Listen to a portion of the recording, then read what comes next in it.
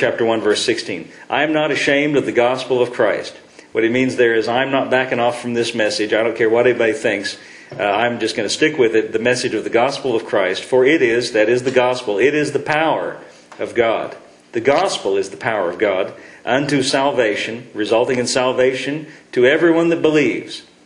So he says, first of all, the gospel, the message of Christ, is the power of God resulting in salvation. And by the way, the word salvation there is a broad word meaning all kinds of deliverance, all kinds of healing, all kinds of being set free. Everything that God has for you in the way of deliverance is contained in that word. And the power to accomplish it is contained in the gospel. And everyone who believes has it. It's the power of God for salvation for everyone who does nothing more than believe in it or trust in it. To the Jew first, also to the Greek. For therein, verse 17, is the righteousness of God, or the righteousness that comes out from God is what it means. The righteousness that comes from God is revealed to us from faith to faith. It's revealed by the gospel. The gospel reveals to us how God has already done something for you to make you right with Him. Now, what people in the world think is, I've got to do something to make myself right with God. But the gospel reveals how God has already done something to make you right with Him. And we're just supposed to believe that. So Paul says, therein in the gospel is the righteousness of God is revealed. It was not known, but it's now revealed. It's from faith to faith, or as another translation says, it starts in faith, it ends in faith. As it is written, the just or the righteous live. Their life is lived by faith. These are wonderful verses. Now he shows us a contrast in verse 18. He just said the righteousness of God is revealed. Now in verse 18 he says, the wrath of God is revealed. And by the way, whenever you read the word wrath in connection with God in the New Testament, it always means His punishment against His just punishment of sin.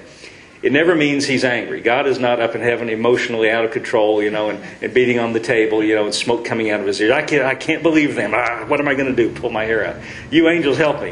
He's not like that. He's not that. It doesn't mean wrath like that. It means the execution of punishment. It's the wrath means the getting what you deserve. That's what it means. The wrath of God, or the justice of God, or the just punishment against sin is revealed. Notice that he doesn't say we're supposed to reveal it. See, we're not supposed to go out and preach threats and threaten people with the wrath of God.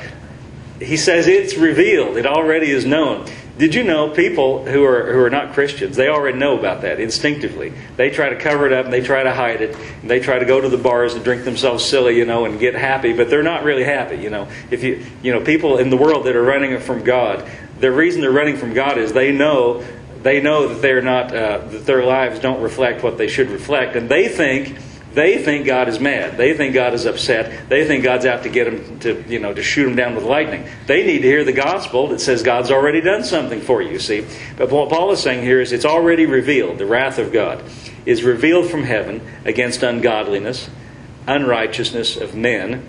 Contrast that with the righteousness of God. The unrighteousness of man is already revealed, who hold the truth in unrighteousness, or literally, who hold down or suppress the truth by their unrighteousness. And really, that's what we're talking about. That's what's going on. They try to hold down or suppress the truth through their lives of unrighteousness, because that which may be known of God is manifest to them, for God hath showed it to them. For the invisible things of Him from the creation of the world are clearly seen, being understood by the things that are made, even His eternal power and Godhead, so that they are without excuse. Verse 21. Well, let me just say what that means is nobody's got an excuse, because you can know that there's a God just by looking around and saying, where'd all this come from? That's basically what he's saying.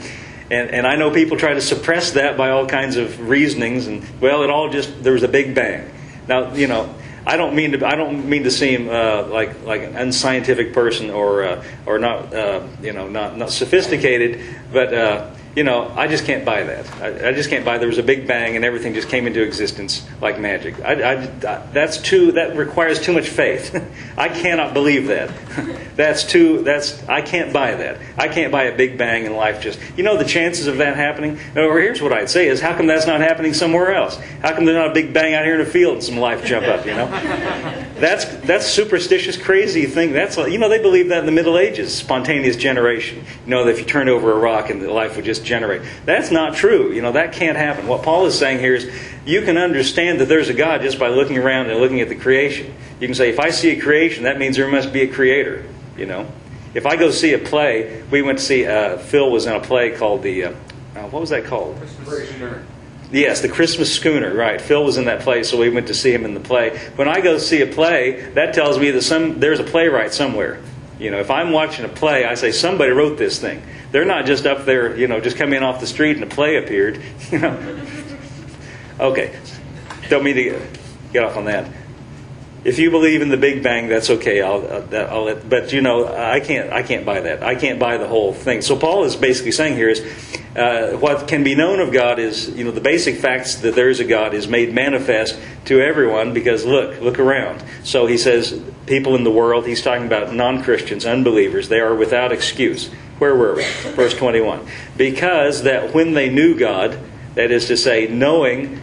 This knowledge, this basic fundamental knowledge of God, because when they knew God, they glorified Him not as God. Neither were thankful. Notice what he pins on his painting his picture of the characteristics of an unbeliever. They don't glorify God, and neither were thankful, but became vain in their imaginations, and their foolish heart was darkened. And we could go on reading, and it tells us more and more, and it gets darker and darker. But the only point I want to make here is, when they knew they had knowledge of God, they didn't glorify Him as God, and were not thankful. Because guess what? If they would have glorified Him as God, and were thankful to God, that would have focused their attention on God, and led them into a better relationship with God. See, the first step away from God is to be ungrateful and unthankful. So we want to be grateful and be thankful. Isn't that right? We don't want to be like unbelievers, right? So that's the first point. Let's look at another one. I just enjoy reading these. We hardly ever read these, so at least we're reading some scriptures we haven't read for a long time. 2 Timothy chapter 3. Here's another one. It just strikes me that it's interesting that Paul throws in unthankfulness. When we think about unbelievers and their unbelieving lives, there's lots of characteristics we might think of. But sometimes we don't think about this. Unthankfulness is a characteristic. 2 Timothy chapter 3, verse 1. This know also, that in the last days perilous times shall come. For men shall be lovers of their own selves, covetous, boasters, proud, blasphemers, disobedient to parents. And notice in the midst of this terrible list, unthankful, unholy. Well, why are they unthankful? Well, he said because they're lovers of their own selves. In order to be thankful means you have to take your attention away from yourself and put it on somebody else. Isn't that right? Unthankfulness is a characteristic of self-centeredness. Or let's put it another way, thankfulness is a characteristic of selflessness. If you can think about somebody else other than yourself, then that's when you give thanks. Or in order to give thanks, if Dominic gave me a nice present, and I really like that. I call him up on the phone or send him a little note. That means I have to turn around and forget about me for a minute and start thinking about Dom and give him thanks, right? Well, that's what he's saying about God. We should have an attitude that remembers to give thanks to God, And really, the truth is, no matter who you are, no matter what the circumstances of your life are, you've got something to be thankful for. Listen, if you're breathing, you've got something to be thankful for, And I'm reminded of that every, and I know you guys go to Crabtree, and do you go anywhere else? Is that the place you go mostly? Sometimes, yeah. Whenever you go into the prison and minister to men in prison, that thought always comes to mind. Thank God that thank God I don't have to live here. Thank God I get to go home and One night I was out there at Bill Johnson, and their electrical storm came, and all the power went off, and the lights went off, and somebody said, "Well, it looks like you get to spend the night here." And I suddenly thought, "Wow, I never thought of that before. Oh, I don't want to do that." I am so thankful. Anyway, we got a lot to be thankful for. That's what the point I'm making now.